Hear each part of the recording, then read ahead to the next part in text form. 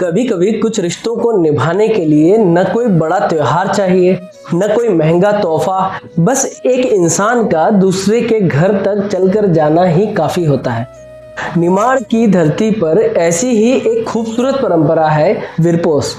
रक्षाबंधन आने से कुछ दिन पहले भाई अपनी बहन के घर जाता है, हाथ में शगुन होता है, साथ में कुछ सामान होता है और दिल में सिर्फ एक बात, बहन इस बार राखी पर अपने मायके जरूर आना। यही है विरपोस। शादी के बाद बेटी जब अपना घर छोड़कर ससुराल चली जाती है तो उसका मायका पीछे छूट जाता है। वह आंगन जहां उसने बचपन बिताया था, वह भाई जिसके साथ कभी लड़ाई हुई, कभी रूठना हुआ, और वही माँ बाप का घर जहां हर त्योहार पर पूरा परिवार एक साथ बैठता था। लेकिन शादी के बाद जिंदगी बदल जाती है। बहन अपने घर परिवार में व्यस्त हो जाती है, भाई अपनी जिंदगी में, और कई बार महीनों तक मिलना भी नहीं हो पाता। ऐसे में रक्षाबंधन सिर्फ एक त्योहार नहीं, बहन को वापस अपने बचपन के घर बुलाने का एक बहाना बन जाता है। और इसी बुलावे की शुरुआत होती है विरपोस से।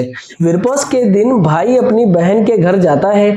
कई जगहों पर वह बहन के लिए गेहूं, चावल, कपड़े, नारियल, मिठाई या दूसरी उपयोगी चीजें लेकर जाता है। इन चीजों की कीमत से ज्यादा मायने रखता है उसका भाव, क्योंकि पुराने समय में अन्न सिर्फ भोजन नहीं था, अन्न मतलब घर की समृद्धि। और जब भाई अपनी बहन के घर अन्न लेकर जाता था तो उसके पीछे जैसे एक संदेश होता था, मेरी बहन का घर हमेशा भरा रहे। फिर भाई बहन के घर भोजन करता, थोड़ी देर बैठता, पुरानी बातें करता, हंसी मजाक करता, और फिर वह बहन को राखी पर मायके आने के लिए निमंत्रण देता था। यही विरपोस की खूबसूरत बात है। आज हम मोबाइल पर संदेश भेजकर कह सकते हैं राखी पर आ जाना, लेकिन पुराने समय में रिश्ते व्हाट्सएप पर नहीं निभाए जाते थे। भाई को चल कर जाना पड़ता था, कई बार दूर गांव तक, कभी पैदल, कभी बैलगाड़ी से, और कभी बारिश के मौसम में कीचड़ भरे रास्ते से।